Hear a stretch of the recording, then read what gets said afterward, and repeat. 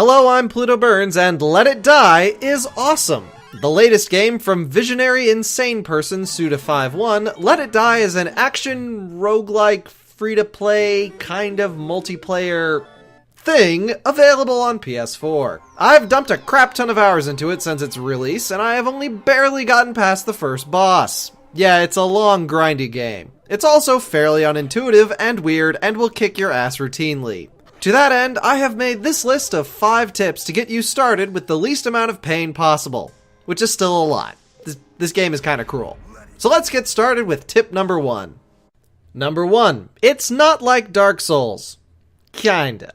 A ton of reviews have already compared Let It Die to the Souls series, which is kind of like comparing the Tomb Raider reboot to Gears of War. Yeah, they share some mechanics, but they are very different play experiences. Souls is about exploring a mostly linear set of paths and learning about the world you are killing monsters in. Let It Die is a grindy, gory roguelike where the story bits are thin on the ground and chock full of the usual Suda51 weirdness. The first boss is a head with arms and a beard of nails.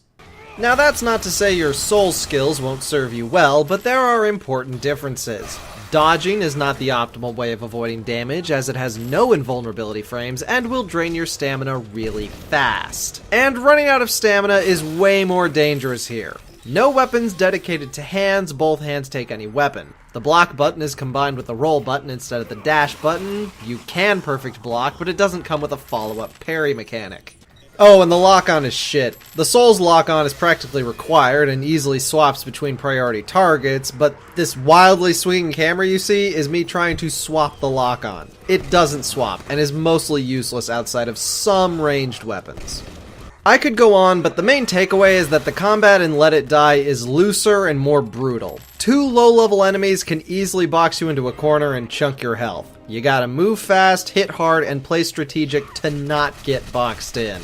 Number 2, the food system is fascinating. No Estus Flask, alright, no more Dark Souls comparisons, but you can't really buy yourself health in this game. You gotta collect it as you go from small animals and mushrooms that grow throughout the tower. If you see a frog or a mouse or any other scurrying animal, crouch down and nab them. Then save them in your bag to chow on later, though probably not in the middle of combat. What's really interesting about it is the options you get with the use of these animals and the mushrooms. Rather than eat the frogs, you can stomp them into tiny little squishy pieces, and they sprout into a mushroom that you can throw for a smokescreen. Or if you're hurting for XP, you can chow down on a dangerous mushroom for bonus XP.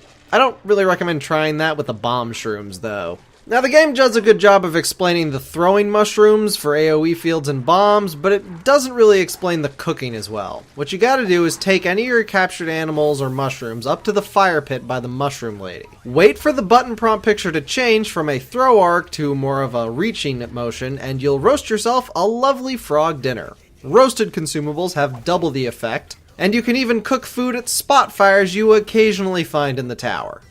Number 3. Almost nothing is permanent. If you've ever played a game with weapon degradation before, you probably still have nightmares about your gun jamming at the worst possible time. Looking at you, System Shock 2. Let It Die approaches weapon durability from the opposite direction of usual. Nothing you're wearing or attacking with is gonna last more than a few minutes at best. Instead, the game expects your weapons to break constantly, and you just pick up new ones from fallen enemies. And this mindset extends to almost everything in the game. Hardly anything you pick up in this game is permanent. Weapons and armor break, and all the supplies and decals your character has will be taken away on death, even a multiplayer death. The name of the game is Don't Get Attached. That awesome machete you found? Don't save it, use it or lose it. That character who beat the first floor boss and you've spent hours with? Eventually they'll be leveled out and have to be replaced with higher grade warriors. So let's talk about what is permanent. Blueprints.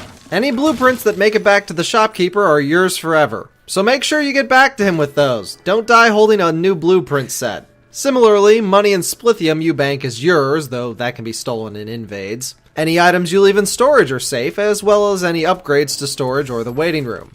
Decals are pretty disposable, but any decals you get from the mushroom soup can be taken off and reapplied freely. All others are only one-time use. The 2 most important forms of progression are map progression and weapon skills. All weapons have a skill bar associated with them and will level up as you get kills. And this is the important part, only kills. Damage does not give you experience. This gives new bonuses and new moves that are consistent across all the characters. Map progression is achieved by activating elevators. Until you turn these puppies back on, you'll have to walk all the way back to where you died, through all those enemies you really wish would just chill out, maybe drink some herbal tea and rethink their life choices. Number 4. Tokyo Death Metro. Alright, let's talk multiplayer. Let It Die has a persistent, asynchronous multiplayer element, somewhat reminiscent of the base mode of Metal Gear Solid 5. You catch a ride with Tetsuo, the freaky-ass train robot that's alive and not an AI. Seriously, he's so freaky. Through his menu, you can invade other players' waiting rooms, beating up their coin and splithium banks and stealing their resources. Invades can be countered by assigning your extra player characters to watch the entrance and waiting room. They will be computer controlled when they go against the invader, so higher level characters will have better AI. It's actually pretty hard for AI players to take you if you play smart, but upwards of 6 can be waiting for you, and one slip up will spell your death. And every invade is on a 3-minute timer to inflict at least 50% of the damage to the facility to count as a victory. Occasionally, one of the AI fighters you defeat will be available for kidnapping. You'll snatch them and place them in your bathroom for reprogramming. And after a long period of time, they'll be converted to your team, which will almost never happen because invaders can release them and invades succeed more often than not. Last important thing you need to know is that upgrades to the character storage and bank storage are done through these menus. You're gonna need those. Number 5. Free-to-play elements. Let It Die has probably the most player-friendly microtransaction ecosystem of any game I've played. The premium currency is death medals, and they have very few uses. One can be used on character death to respawn on the spot and continue the fight. While that's pretty OP for boss fights, the ease of deaths makes it kind of a liability in busy labyrinths. 2 tokens can be used to expand storage at the item box, which is probably their best use. Save them for that.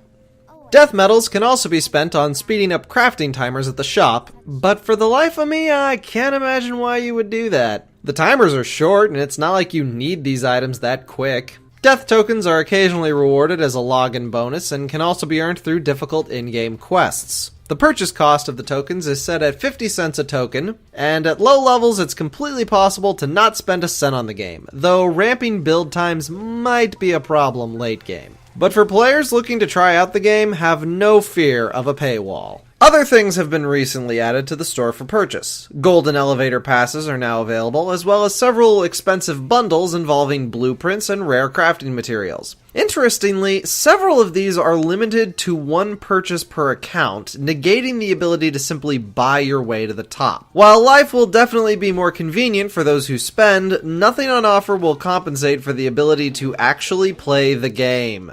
So that's all the tips you need before diving into the drug-fueled land of death known as Let It Die. Let me send you off with the words of our beloved Uncle Death. My name is Uncle Death. I have a feeling we're gonna get along just fine.